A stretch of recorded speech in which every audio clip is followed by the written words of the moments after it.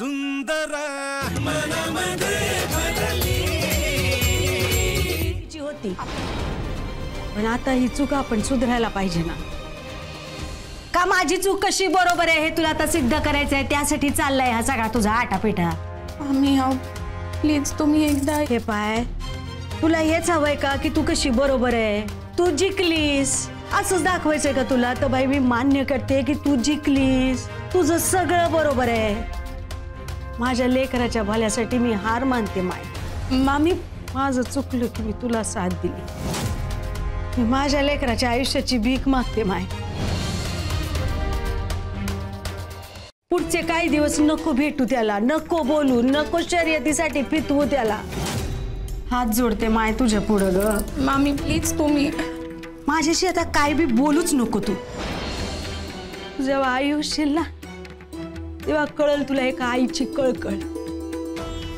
लेकराच्या पायाला साधा काटा जरी टोचला ना तरी आईच्या डोळ्याचं पाणी थांबत नाही। आणि इथं तर माझ्या लेकराला कसा घरी आणायचा आणि त्याच्या डोसक्यातलं ते शर्यतीचं खूळ कसं काढायचं ते मला ठरवू दे माय।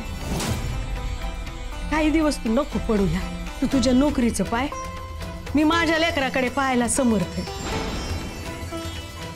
माझ्यावर सोडा ब्याला।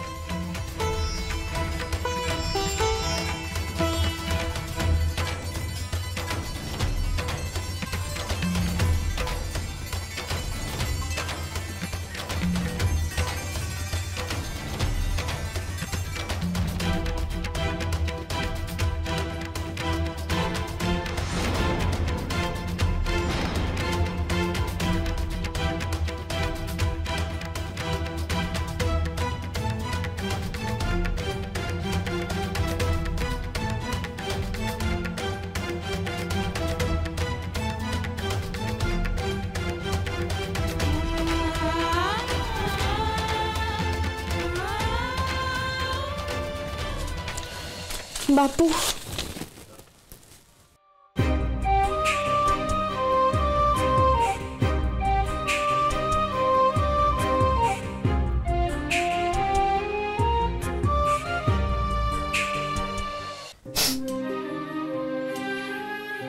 लते, अगं काय झालं सांगशील का मला? एवढ्या वर्षात मामी पहिल्यांदा मायावर चिडल्या। मला म्हणलं अभ्याला काही दिवस भेटू नको। बापू त्यांना असं वाटतंय अभ्याला शर्यतीसाठी मी फितवते। रागाच्या भरात बोलले असतील त्या, त्यांचं पोरग तिकडे हॉस्पिटलमध्ये आहे की नाही, त्यामुळे हल्ल्यात त्या। शेवटी आई आहेत की नाही। कळतंय मला बापू, पण मला भी तू लवकर बरा व्हावा हेच वाटतंय। नाही लते, तुला काय वाटतं ते महत्वाचं नाहीये, तू काय करते ना ते महत्वाचं आहे। काय काय करू मी बापू? तू आभ्याला शर्यतीपासून परावृत्त कर। बापू तुम्हाला भी असंच वाटतंय की मी आभ्याला शर्यतीत भाग घे असं म्हणते? बापू एवढी मूर्ख नाहीये मी। त्याच्या पायाला एवढं लागलंय, कसं सांगेन मी त्याला तू शर्यतीत जाय? त्याची परिस्थिती कळतेय मला, फक्त आता त्याचं मन कोमेजून जाऊ नये म्हणून निगेटिव्ह बोलत नाहीये मी त्याशी। कळते मला बाळे। बापू जर आपण सारखं त्याच्या समोर म्हणलं की तू शर्यतीत भाग घेण्याआधीच बाहेर पडला तर त्याच्या मनाला उभारी कशी येईल?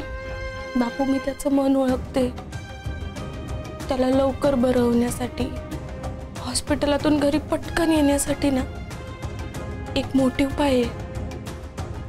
आणि म्हणूनच मी त्याच्याशी शर्यतीबद्दल बोलते। चक्रम येतो मी ना बापू, फक्त त्याची विल पॉवर कामाला लावते। बापू विश्वास ठेवा माझ्यावर, मी जेवढं अभ्याचं मन ओळखते ना त्याला बरं होण्यासाठी या शर्यतीच्या मोटिवेशनची गरज आहे, नाहीतर खट्टू होईल त्याचं मन। पण शर्यतीबद्दल बोललो ना तर लवकर बरा होईल तो। आणि मला भी माहिती आहे की आता शर्यतीत तो भाग घेऊ शकणार नाही।